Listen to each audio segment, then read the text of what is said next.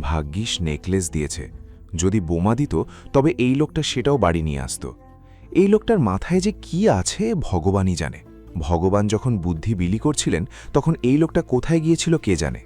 অবনী তার মায়ের কথা কানে না তুলে গৌতমকে বোঝাতে লাগল, গৌতম, এভাবে অচেনা কারোর কাছ থেকে কিছু নেবার দরকার নেই। তুমি জানো না মানুষ তোমার সারল্যের সুযোগ কিভাবে নিতে পারে। এরপর থেকে চেনা জানা না থাকলে কারোর কাছ থেকে কিছু নেবে না।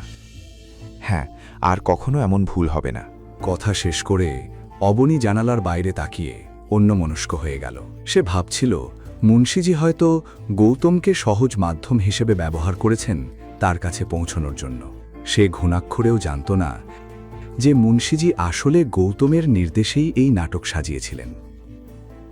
অন্যদিকে গাড়ি চালানোর সময় গৌতম বারবার আর চোখে অবনীকে দেখছিল। অবনীর কাছে মিথ্যা বলার অপরাধ বোধ তাকে ভেতর থেকে কুঁড়ে কুঁড়ে খাচ্ছিল। অবনী, আমাকে ক্ষমা করো, আমি তোমাকে মিথ্যে বলেছি, কিন্তু এছাড়া আমার কাছে কোনো উপায় ছিল না। তোমাকে সত্যি বলতে গেলে মুন্সিজিকে দেওয়া কথা ভেঙে যাবে, তাই আগামী 1 বছর আমি তোমাকে কিছুই জানাতে পারবো না। অগ্রওয়াল হাউস থেকে ফেরার পর সবার মুখে বিষণ্ণতা ছড়িয়ে পড়েছিল। এক এক করে সবাই ঘরের ভেতরে ঢুকে গেল। রাত হয়ে গিয়েছিল। ঘরে ঢুকতেই গীতা গৌতমের উপর খিটখিটে শাশুড়ির মতো তীক্ষ্ণ কথার ঝড় তুলল। গৌতম মাথা নিচু করে চুপচাপ সব শুনছিল। এই বেয়াদবের মুখটা তো দেখো, এত কিছু বলার পরেও বেশরমের মতো দাঁড়িয়ে আছে, মুখে যেন দই জমে গেছে। অবনীর পূজনীয় দাদাজি যদি আমার মেয়ের বিয়ে এই মহান ব্যক্তির সঙ্গে না দিতেন, তাহলে আজ আমার মেয়েও কোনো বড় ঘরের বউ হতো। বড় ঘর তো দূরের কথা, আমাদের এখন নিজেদের ঘরেই একটা ভূত পালতে হচ্ছে। গৌতম, আর না, অনেক হয়েছে তোমার এই অকর্মণ্যতা। বসে বসে ফ্রি রুটি খেয়ে যাচ্ছ। তোমার জন্যই আমাদের সবসময় লোকজনের সামনে লজ্জায় পড়তে হয়। এখন যেতেই হবে এবং কোথাও একটা চাকরি খুঁজে বের করো। আমাদের আর এত টাকা নেই যে তোমাকেও খাওয়াবো। আজ যদি এর কোনো চাকরি থাকতো তাহলে সিদ্ধার্থকে এত কিছু বলার সুযোগ মিলত না। মা বাবা, দুঃখিত, আমার জন্য আপনাদের মানুষের তিরস্কার শুনতে হয়েছে, কিন্তু এমন নয় যে আমি চেষ্টা করিনি। যেখানেই চাকরির জন্য যাই সব ঠিকঠাক চলতে চলতে শেষে গন্ডগোল হয়ে যায়। তাহলে সোজা বলে দাও যে সারা জীবন আমাদের ঘাড়েই চড়তে চাও।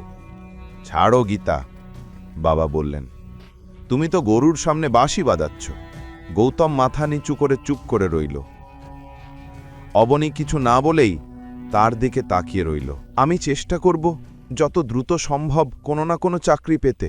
চাকরি খুঁজে লাভ নেই। তুমি যদি কোনো ছোটখাটো কাজও করো তবুও মানুষ তিরস্কার করবে। ওদের নতুন আলোচনার বিষয় হয়ে যাবে তুমি। তাই বাড়িতেই থাকো, ঘরের কাজ করো। অবনীর কথার পর গৌতম কিছু বলতে পারল না। গীতা মাথা ধরে বসে পড়ল এবং রাগ ভরা চোখে গৌতমের দিকে তাকালো। এখন যাও, এখানে দাঁড়িয়ে কি করছো? যাও গিয়ে রান্না করো। গীতার জোরালো কথা শুনে গৌতম কিচেনের দিকে চলে গেল। আর যদি ডালে একটুও বেশি নুন হয় তাহলে পুরো ডাল তুমি একাই খাবে। গীতা মাথা টিপতে টিপতে বলল এই কথা। নিজের মাকে এভাবে দেখে অবনী তার পাশে গিয়ে বসল। অবনী, মা, তুমি যেন জেদ ধরে বসে আছো এই লোকটার সঙ্গে থাকার। তোমার সামনে এত বড় একটা সম্পর্কের প্রস্তাব আছে আর তুমি তা ফিরিয়ে দিচ্ছ। ভগবান তো খুব কম মানুষের ওপর এত দয়া করেন। তাদের আশীর্বাদ ফিরিয়ে দিও না। এই লোকটাকে তালাক দাও। মা, আপনি যতবারই বলেন আমার উত্তর বদলাবে না। আমার উত্তর একটাই থাকবে, আমি গৌতমকে তালাক দেব না।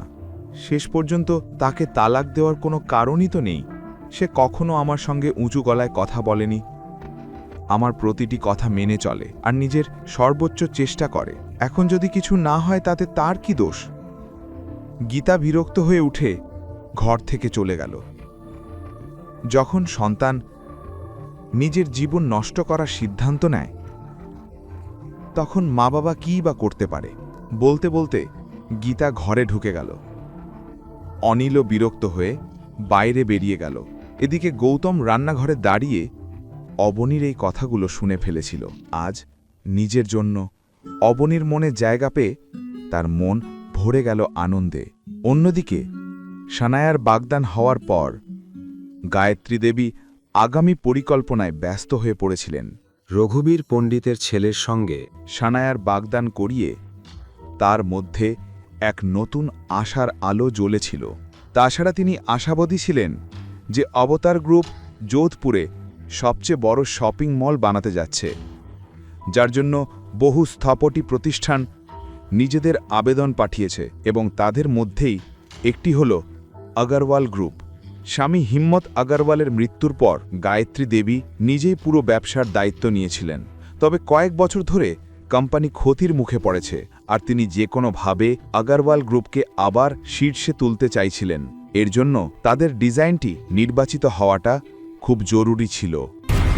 পরের কাহিনী জানতে দেখতে থাকুন পরবর্তী এপিসোডগুলো শুধুমাত্র পকেট এফএম ইউটিউব চ্যানেলে। আর রয়্যাল ওয়ারিশের সব এপিসোড শুনতে এখনই ডাউনলোড করুন পকেট এফএম অ্যাপ, লিংক দেওয়া আছে ডিসক্রিপশনে।